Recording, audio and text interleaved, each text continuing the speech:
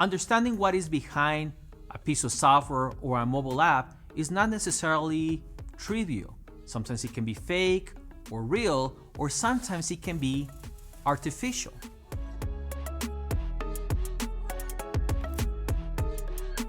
This is the Hacker's Corner.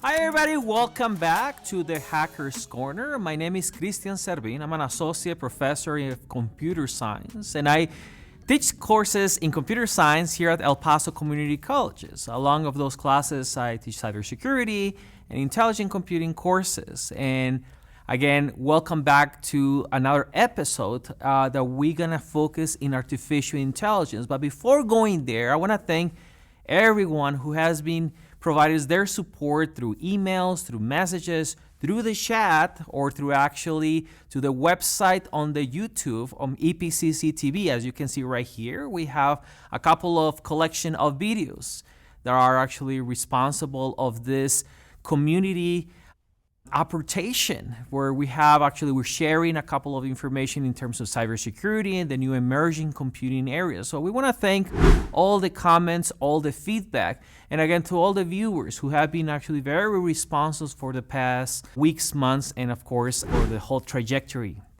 of this show. As I mentioned, we're going to start a couple of series in artificial intelligence. And artificial intelligence nowadays are actually in the news, in the radio, on the websites, in your phone.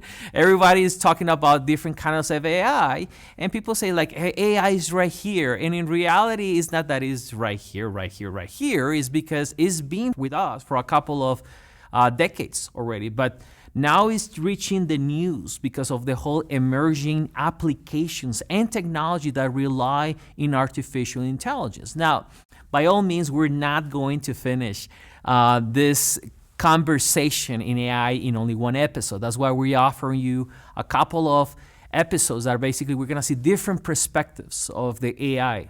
AI right now is the big umbrella of different intelligence systems, intelligence algorithms, machine learning, applications of machine learning, fuzzy logic, everything that you actually trying to incorporate for multi-criteria decision makings is the umbrella AI. So, and the reason why I was talking with Marco and Carol, there is a big boom right now in different software, different technologies, and probably you have heard in the news, in the radio, about OpenAI. So we're going to talk about that today. But also before we go into that, I just want to let you know that we're right now in this stage where we're using a lot of resources. We're using mobile devices like this one. Your mobile phone, your tablet, your GPS, everything gets connected through some technology called Internet of Things. You probably have heard this in the past. They're sensors, their information that they collect, and they give us a very nice resolution about what the things that we've been doing. I mean, I'm not going to go into the cybersecurity perspective in this show. We will, however. But there is an extraction of information there, including privacy concerns and whatnot. But that will bring us to the new conversation that we're going to have starting in this show. We're going to talk about society, ethics, and professionalism. Of course, the responsibilities that we have as members of this community, as citizens, and of course, as users from your mobile device. So what exactly are our responsibilities? And we're going to move towards something called Singularity, because we have received a couple of emails and comments like, where are you going to talk about Singularity? So we've been talking about when will Singularity will taking place. So we'll talk about that thing. And of course, right now, they're a little bit common to talk about chatbots. So everybody has, not everybody, but many of the websites or services or applications that you have seen bots. For example, if you go to a website to ask for questions, Q&A, like the most frequent questions, they have a bot. And basically that they recognize that most people ask this certain question. So instead of paying someone who will be there 24/7, they put a bot. And a bot is only an intelligent agent that just go and extract information from the frequent questions asked. So we'll talk about that a little bit. But today we're going to talk about very briefly about OpenAI, in particular ChatGPT and DELL-E2. So those are the most popular artificial intelligence technology that we're looking right now in 2023. So society, ethics, and professionalism. And let's just tell you a little bit story about why people were afraid for artificial intelligence. People, when they start to realize that these agents can actually do the work from any regular person can do, or probably some specific employee, they're starting to be scared. They say, you know what? I don't know, in a couple of years, my job is going to be supplemented or actually is going to be replaced by this intelligent system. And that is a couple of the big ideas that were behind about I'm worried about my job, I'm worried about the situations that I'm doing about my performance in work. Maybe someone else will do it. And they're right in consider those things because humans, we have many abilities and we have creativity, but also we need to educate why are the limitations of having an intelligent system in the workforce, for example. We don't really want to think about that some machine will take care of the job of an instructor, for example, a professor who will be teaching. However, we recognize that humans, we're a little bit we have different characteristics, right? We're humans, we get sick, and sometimes we don't go to school and give the classes. How about we have a machine that basically knows all these situations? There's responsibilities on that. And we actually, the community, the computer science education community, is paying more and more attention about these items. Actually, there's committees that they recognize diversity, equity, inclusion, and of course, justice sometimes. That's why we call this committees of DEIs. And they're becoming more and more popular because that's what we want to infuse when we create an intelligence system. We recognize certain aspects in order to incorporate into the rules. What is a rule? And what is actually those kind of patterns that you're talking about? And those are good questions because the intelligence system is a software. It's a program that basically there's a couple of programming languages that play rules there. And the rules are only the syntax. Are basically we said, well, if you see this, then you should do this. If you see that, you should do this. But the question is, who did those? Who established those rules? And sometimes it's questionable about what are the implications of creating a software with the specifics. Here at EPCC, we have a research group called Explainable AI Institute. We study those concepts. We study the implication about developing an explainable AI. It's called XAI.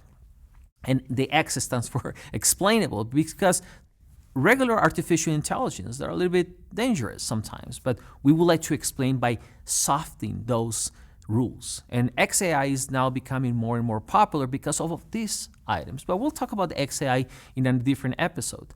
Right now, what we're interested to discuss is like what are the responsibilities and what happens, especially when we develop software that basically will take us to something called the singularity.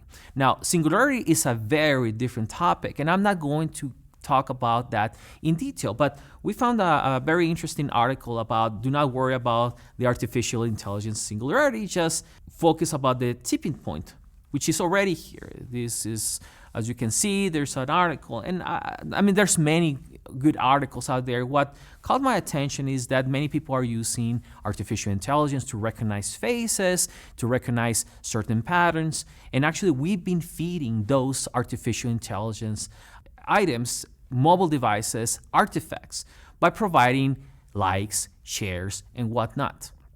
And of course, I was talking with Carol, one of my producers, like, how is that happening right now? How can we express our likes, our shares? Well, we have been doing that for decades. I mean, you have a social media, yeah?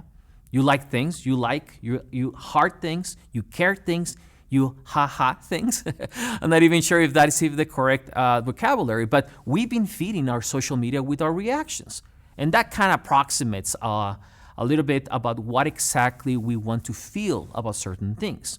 And I'll talk about that in a little bit more about how that data is being stored. But for example, these articles talk about a little bit about 4 main things. Before we go and jump into artificial intelligence, we need to recognize certain things, concepts. What is AI? What exactly people define with AI? Now, AI, as I mentioned, is not new. It's been there for decades. As a matter of fact, it was born in computer science, like mid-70s, 1970s.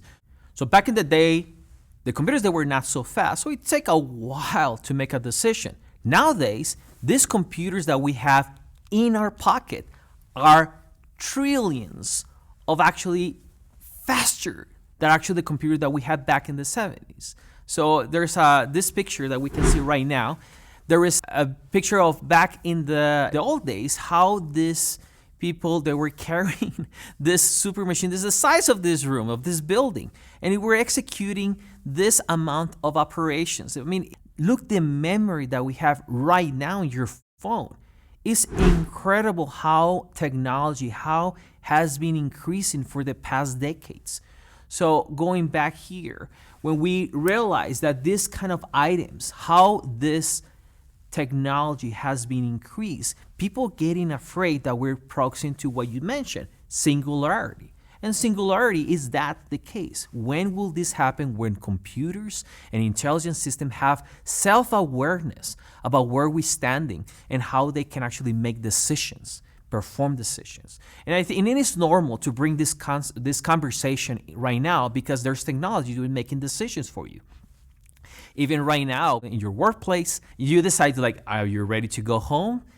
How was this restaurant? So they trace you, these intelligent systems, because they already have these patterns. And I'll talk about that in context. So context is the second thing. What are the abilities that we can actually develop by using this intelligent system? So it's important to understand that. Also, what is the capability? What can people do? What can computers do based on this information that they have on hand? So this is very important to understand. What are the limitations? And also, what cannot they do? And what we cannot do? But also, we need to realize creativity. And we have been talking about this for the past episodes. If you have an interest, that's your point. That's your target. And that is how people are starting to develop more and more technology. We also need to realize what can computers understand based on the information that we give. If we give valuable information all the time by signing in, by checking in, by liking, they will realize because there are patterns there. If we give garbage, they will realize garbage. If we feed this with more garbage, they will give you garbage as a result. And that takes us to the new point, which are these chatbots. So chatbots this is not new. They were designed a couple of years, like probably a decade ago, to help customers to go and to a website or to actually go to a specific portal and ask questions about what exactly means certain things in that company. So instead of hiring 10 representatives, they just hire 1 or 2 people in case the chat box doesn't really make that effort. This is not new. Was that? Yes, you're right. That's a very good question. So they tell me right now that when you have your representative, right, it's a voice recognition. For example, you call it to your phone provider, to your bank provider, to the what? Oh yeah, to any stores. They already tells you what's to happen, right? They tell you like, are you interested to do this? Are you calling because of that? Those are bots. Those are customer services. But now something that came out to the big boom is this artificial intelligence called companions to basically help you out to make decisions. They learn. For example, what we see right here is called Replica, which is basically an artificial intelligence device, or actually technology, that learns from you. You talk to this person, to this intelligent individual, and they start to learn about what things you like, what you don't like. So it becomes your friend. You probably have heard this. I mean, when Alexa will learn things from you from Amazon.com. So there's different devices. Your phone has a device. So all these different things, they're learning from your all experiences, what you like, what you don't like, and try to make it more as a human factor. And the human factor was missing back in the 1970s. Now, because with graphics, with everything, human-computer interactions, graphical and technology, these visualization devices, it helps people to feel more comfortable. And that's how we create this. That's how we take us to this new topic called OpenAI. OpenAI it's not new. Actually, it was a couple of months ago when they start to generating these new products. And what was a little bit more interesting to talk about is this ChatGPT. And ChatGPT is called an optimizing language model for dialogue. It's a chat. You go and tell, I want to do this, please give me this, generate this for me. And if you probably haven't played with this, you can tell us, please write me an essay about how El Paso demographics have changed for the past 10 years. This item, and don't get scared, will generate a very nice, cohesive essay about how El Paso demographics have changed for the past 10 years. It doesn't mean that it's completely correct. It will just grab information around whatever databases that exist out there. It will go to all these different entities, and it will come up with an interesting, or not interesting, it will create an essay or something that you've been asking, a dialogue that will represent that. Now, I mentioned correct, and that is correct because they haven't really fact checks that aspect. So doing this item, playing with ChatGPT will allows you to play what we call the APIs. And APIs is basically, if you don't know what APIs, is basically a platform interface where actually you can go and see how things work using a piece of code and embed it in your application. Embed it? Yeah, you just put it in your application you want to do. Oh, I'm not a computer scientist professor, I'm not a programmer, I don't know how to do that thing. I know, but you can run a couple of tutorials. You can actually take a couple of our courses here, and we show you how to infuse that in your mobile device, maybe in your applications or whatnot. But here, I want you to understand this part. It's called GitHub Copilot. The GitHub Copilot is basically a small application. It's called GitHub, and you have seen this because we host, the Hackers Corner, we host everything that here in GitHub. You can follow this website here. We put it in GitHub, but GitHub is a repository when you can put all your projects. So I teach computer science, and when I found out about the Copilot, it's an artificial intelligence that shows you how to program. What does that mean? It means that I don't need to teach anymore. This methodology will do it for you. I'm just kidding, I hope. But this thing automatically tells you what to program and how to program. Depends on what you're doing. You don't really need to know how to sort, find. It will actually automatically. And we were talking about this before, my producers and I was like, how is that changes? It changes everything. Because before we just rely in the knowledge that this is the way we're teaching you right now and you should learn it. But in reality, there's multiple ways to teach this thing. And that's the good thing about having these intelligent systems. An intelligent system will tell you this is the best of the world and you should know it. For me, I don't know about you. What's that? Oh, you like the face-to-face part? Okay, well, me too, but how about if you don't like too much to go and socialize? Probably this is the best way to learn, no? There's trade-offs. There's always trade-offs about technology. And this Copilot basically tells you what to put in terms of coding. Is that the only thing? Absolutely not. It's like, well, professor, I'm more into the social aspects. I'm more into the humanities.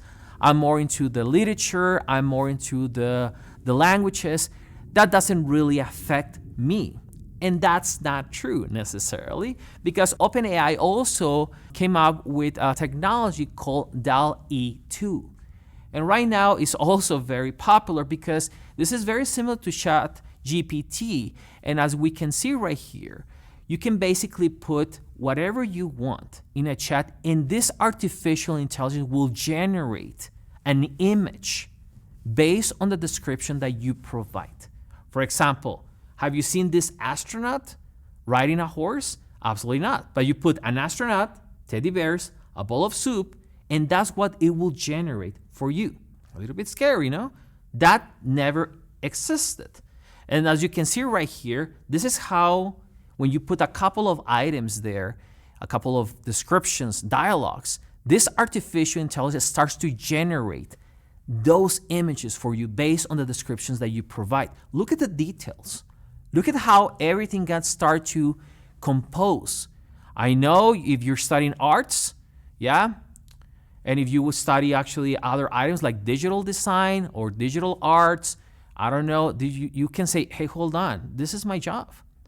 And I understand that. And this is what's the reality that is happening right now. And Dr. Flores will say, well, the arts are different. Exactly, I agree. But at this point, we would like to know and we would like to recognize there's the artistic component. What you see right now in the screen is the original, that you see the painting, right? There's a couple of elements that are on the left side that you can see right here in the screen. And then in the right-hand side is what this technology is generating. Look how close are they.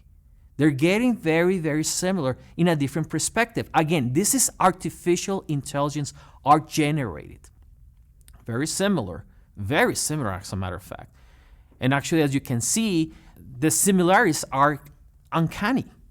So it's also interesting to discuss what are the implications of this, the perspective, the humanities perspective of this, and what exactly involves in this technology. We're living in interesting times, and of course, we'll talk about this later on, and you're welcome to go and watch and explore this a little bit more in this website. You can see right here, there's even videos about how you demonstrate these items. So as you can see right here, you have bears playing the guitar and whatnot. So there's a couple of interesting aspects, different perspectives, that doesn't really involve only in computer science or information technology, but also involves all the communities, involves all the different aspects in humanities. You probably have heard about there's no way an artificial intelligence is going to generate a poem. That was proved already. And that was proved also that they can play chess. Now, that play chess is easy, such as a program. There's rules. And I understand that. The rules are easy because you can just play with rules and you're trying to adversarially just attack your opponent. But art, literature, poems, can you do that thing?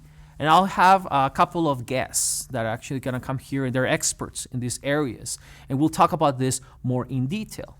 So how can we do, Professor, in order to prevent these things or in order to simplify these things? It's not that you want to do and there's bad things. Also, there's always good things. That's why I was telling you at the very beginning. There's responsibilities when we feed a machine, when we feed with our likes, with our shares, with our emotions, our emoji, we call it emojis nowadays in social media. How do you share things and how do you actually like other things or what you don't like? And that's how actually people are starting to do the separations or to classify you. I mentioned classify on that. Check this out.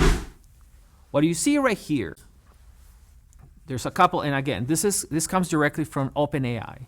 This actually describes how ChatGPT works. And basically, there's 3 main steps. It's like, oh, it's only 3 steps. That'll do.